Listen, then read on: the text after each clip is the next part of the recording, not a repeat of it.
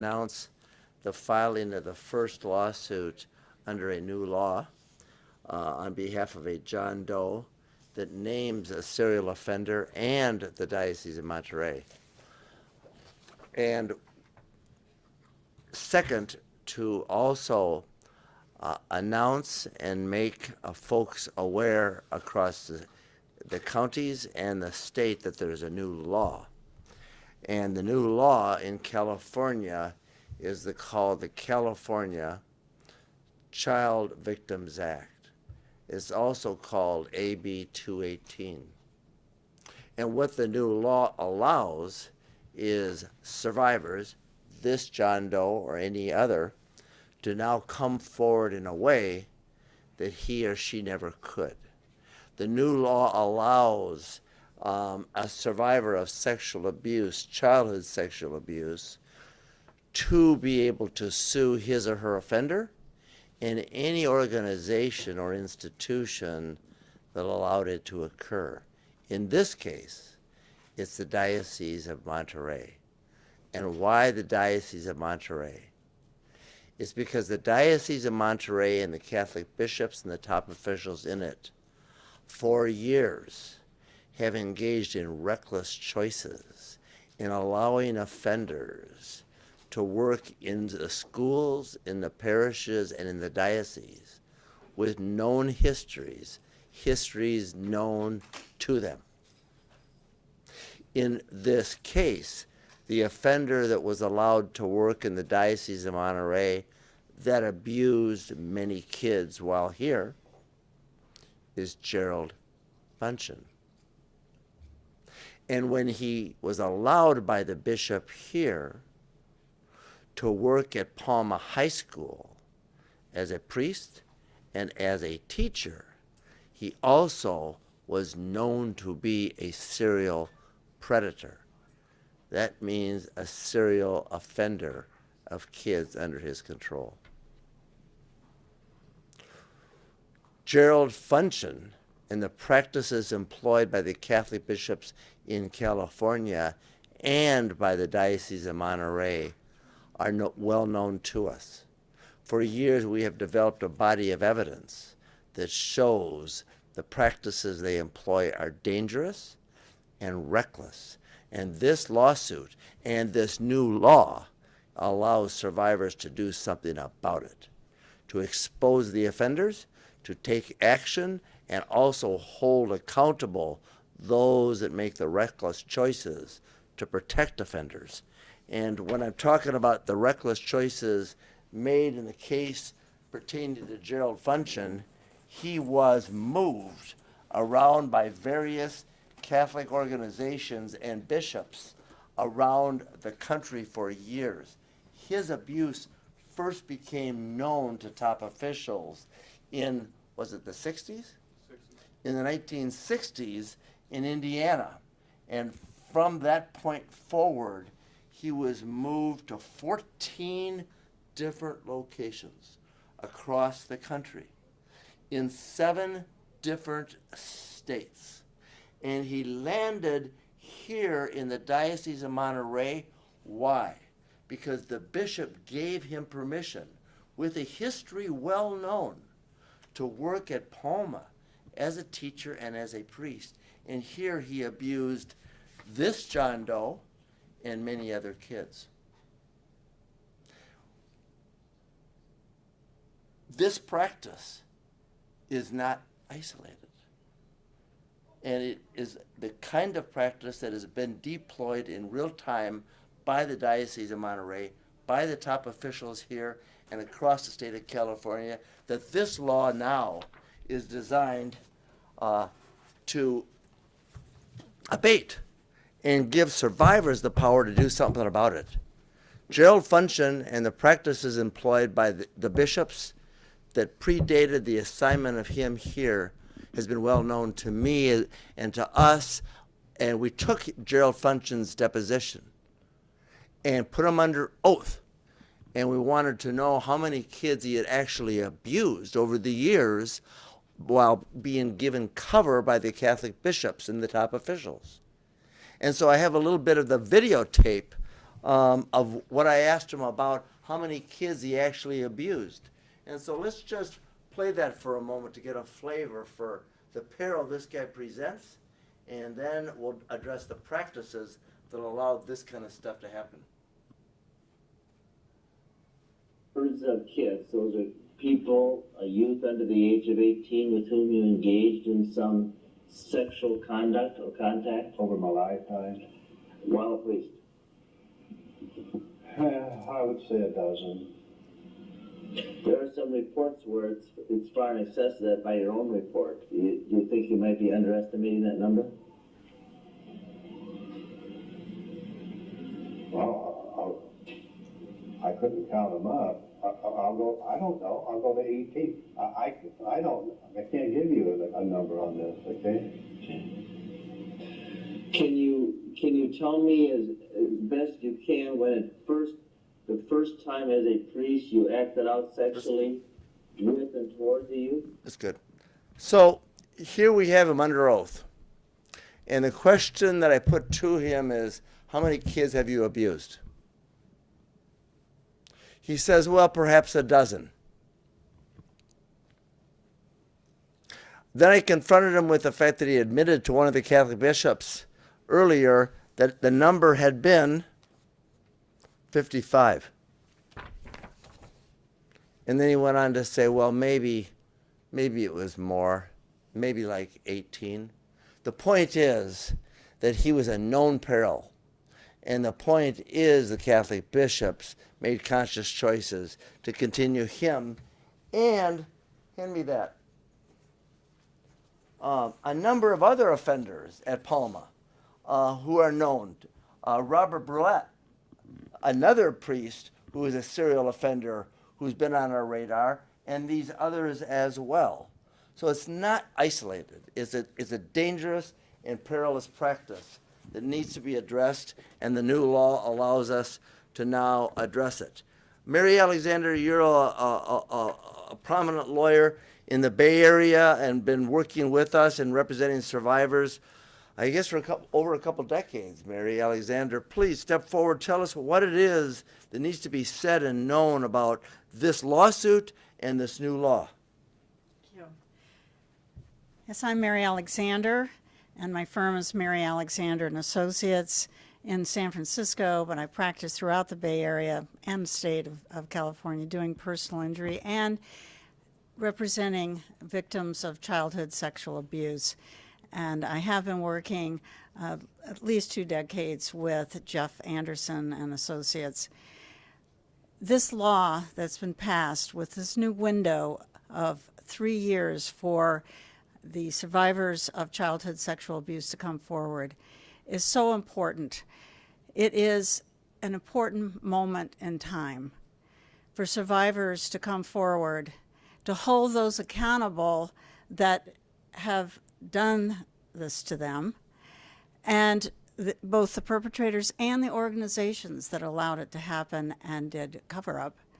It's also important that they can seek justice and also that they can make a difference in the future to protect other children from their childhood sexual abuse and to make a difference that it will never happen again. It should never happen to any child, and this law and these lawsuits, such as the one we're talking about here in Salinas, can make a difference.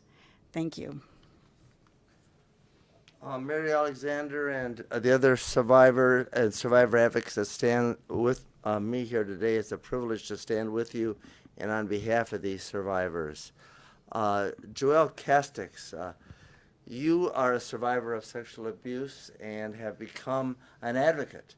And so please tell us, as a survivor, what this new law means, and as an advocate, what can come of this new law that now allows survivors to take action.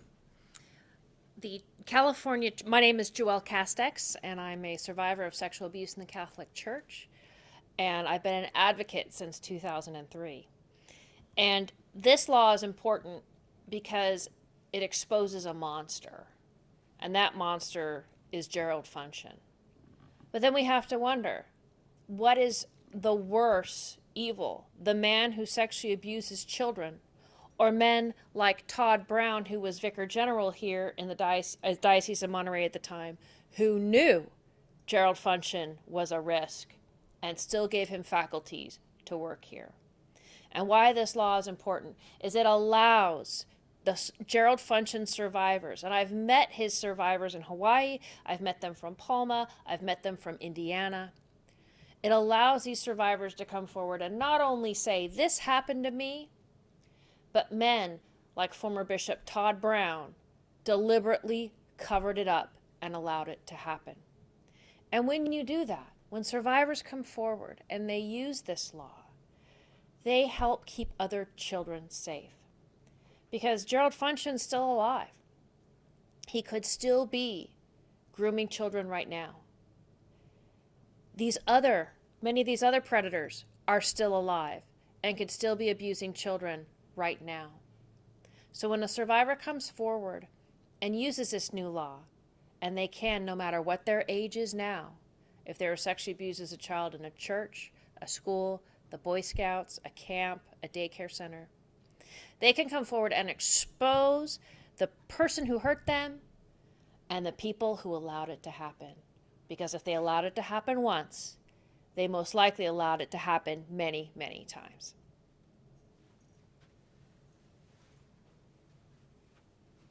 Thank you, Joelle Casteix.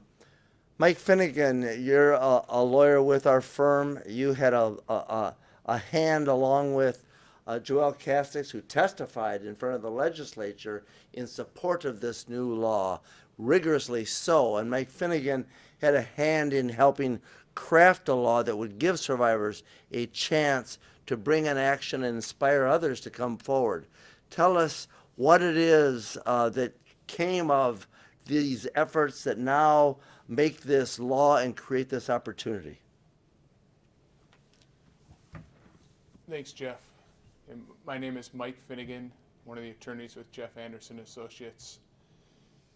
Years ago, we started getting calls from courageous survivors who wanted to take action, and sadly we had to tell them that there's nothing we could do because the statute of limitations, the time limits were up. And so we've been fighting for survivors to get that changed ever since. 2 years ago, with Joelle's help, we went to Assemblywoman Lorena Gonzalez and got her on board to fight for this cause as well. And she took it into her heart and has become a champion for children, and ultimately, over the course of the last 2 years, got this bill passed through the legislature twice and signed this year by Governor Newsom. And so a huge debt of gratitude to Assemblywoman Gonzalez for her work on this bill and this day in giving survivors a chance. Assembly Bill 218, the California Child Victims Act, is one of the most important child abuse prevention measures in the state of California and across the country. It does 3 things that completely change the playing field in California for survivors.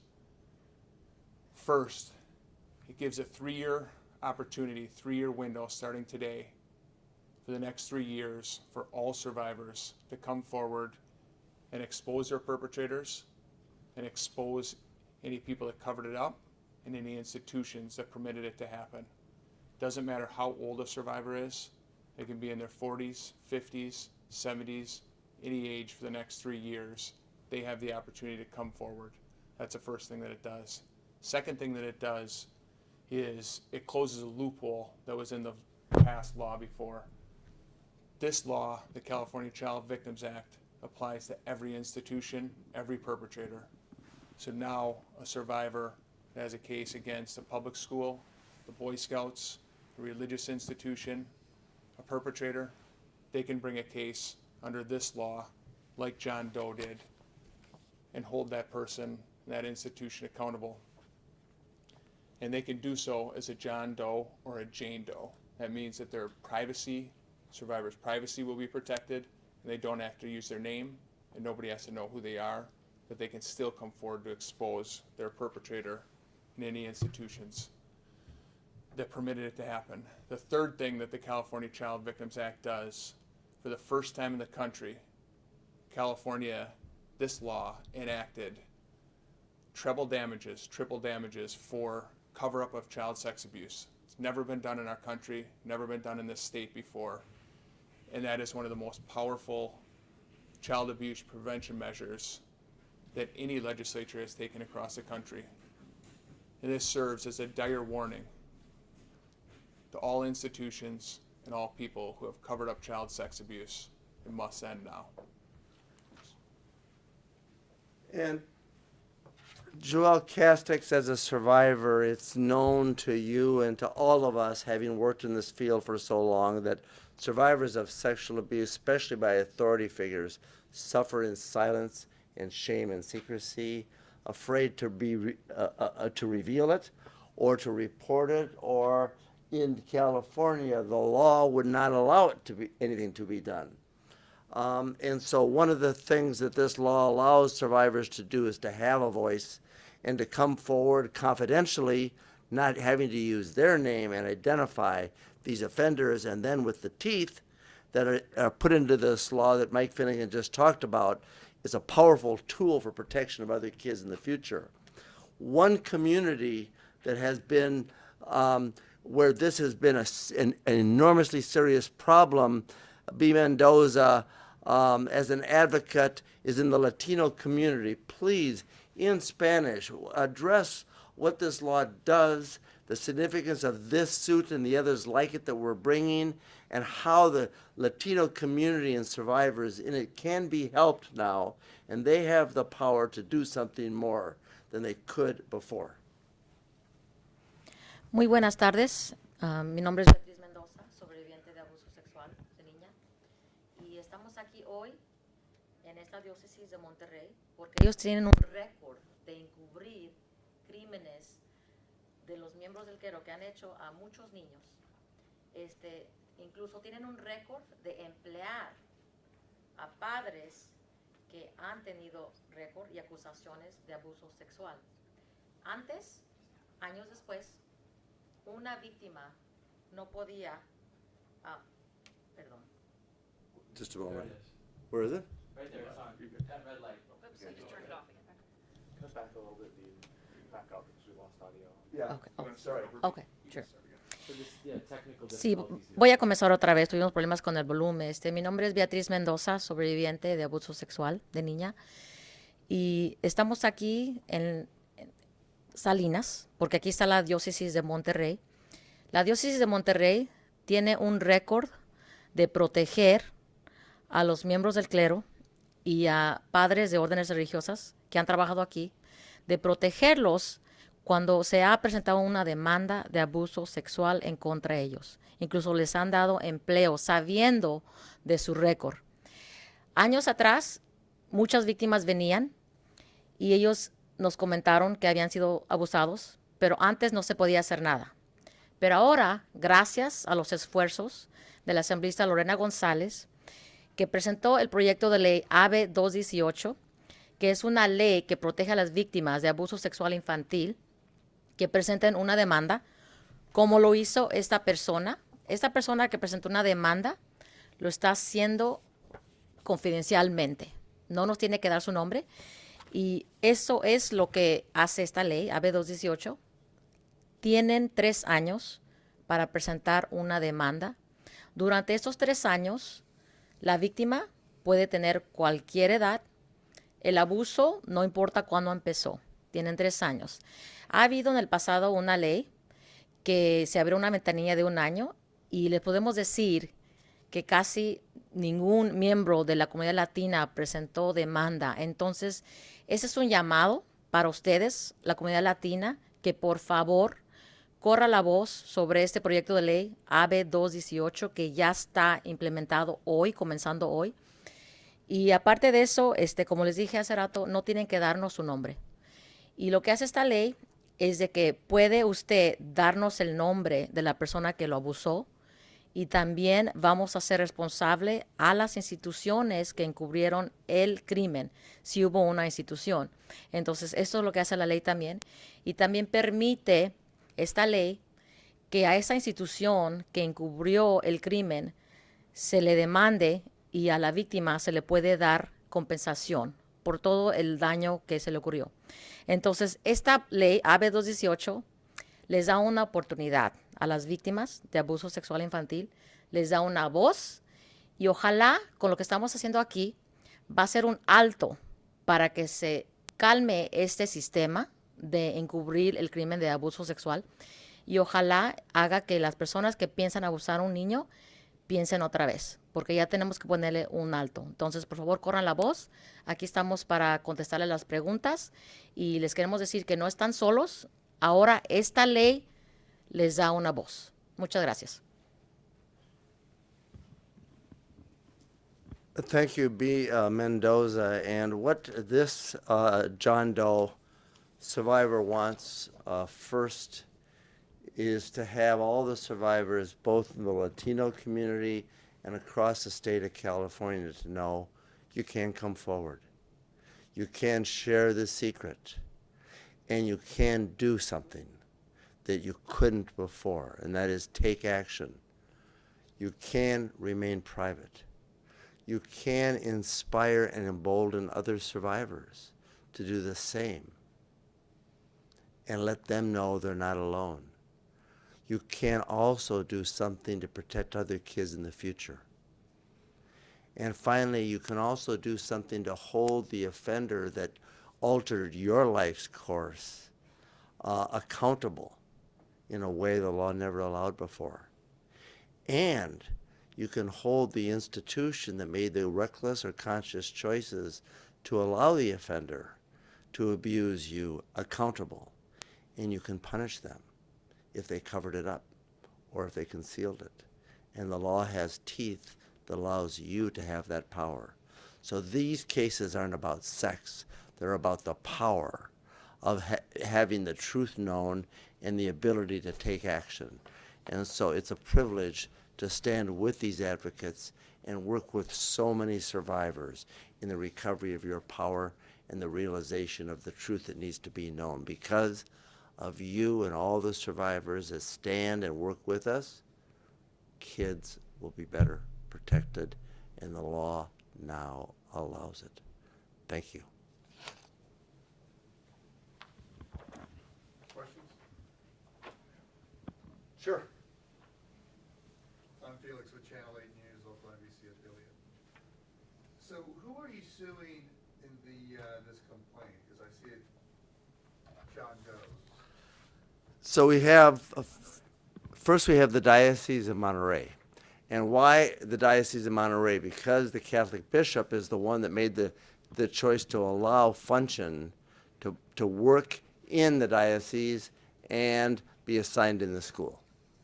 Second, it's Palma, because that's where he was assigned, and they share and bear responsibility for the harm done. And third, Damien. And it was from Damien, a school in Hawaii, that there was a report made directly to the officials there, and they ignored that report and allowed this perpetrator, this predator, to go from Hawaii after that report to this location. And finally, Gerald Funcheon is named but not sued here. And the reason we didn't name him is because we know where he is now. And we've already exposed and are exposing his history. And this is about attacking the practices being employed by the top officials, the diocese itself of Monterey and the other Catholic dioceses like it, both from Hawaii and other Catholic bishops across the country. So the diocese issued a response, and they're saying that the Palma is not under their authority, but rather part of the Christian Brothers, the Irish Christian Brothers. Well, when the diocese says that they don't have responsibility, that is a deflection to say that there are others that have responsibility. In this case, they say the Irish Christian Brothers or another organization. And the reality is that this priest could not work at this school under the direction of this bishop unless the bishop gave permission to the Irish Christian Brothers or whoever he is associated with. And so if the bishop says that today, they're just deflecting responsibility. The reality is they share responsibility. They are not the only responsible, because there's other Catholic bishops that made the same choice that the bishop in Monterey made. That is to conceal the conduct and allow the priest to teach in the school here. And it's greater than that, because Todd Brown, who was the vicar general here in Monterey at the time that Funcheon was sent here from Damien, there are letters in the documents you're given where he specifically grants Funcheon faculties and in fact works towards getting Funcheon psychiatric help and therapeutic help having to do with the abuse. And when Joelle talks about Todd Brown, he was the vicar general. That means a top official right under the bishop here then. He later became the bishop in the Diocese of Orange, and well known to us for his practices there. And the letter she's referring to is in 1984, and in it, Funcheon admits, this is from their files, he says, I am seeing a psychologist in Monterey area. I asked the chancellor while paying a visit to the bishop to recommend someone. In other words, that is referring to the top officials here, knowing what is reflected in this exhibit. And it is this lawsuit and others like it that allow us to uncover these kinds of things to show how dangerous this is. Any other questions? Yeah, what do we know about the victim? And it's probably here in the lawsuit, but what were the circumstances surrounding the alleged abuse? And why now just coming forward? So he was John Doe MR 1006. He was 14 years old back in 84, 85. He was a student at Palma where Funcheon accessed him and a bunch of other kids, and the same MO that Funcheon used at other places. He befriended the kids, interacted with them through sports, groomed them, and then abused them. And all of that happened after the diocese was involved in getting him a psychologist, after he had already been caught in Minnesota, in Indiana, and in Hawaii and sent here. That's all in the lawsuit. And you also asked why now is he coming forward? First of all, he didn't have an opportunity beforehand. There was no remedy within the court system for him to come forward. There was no criminal statute of limitations open for him. There was no civil statute of limitations open for him. It wasn't until today, January 1st, that the new law opened that gives survivors, no matter what their age is now, the opportunity to come forward and use the civil justice system to expose these perpetrators.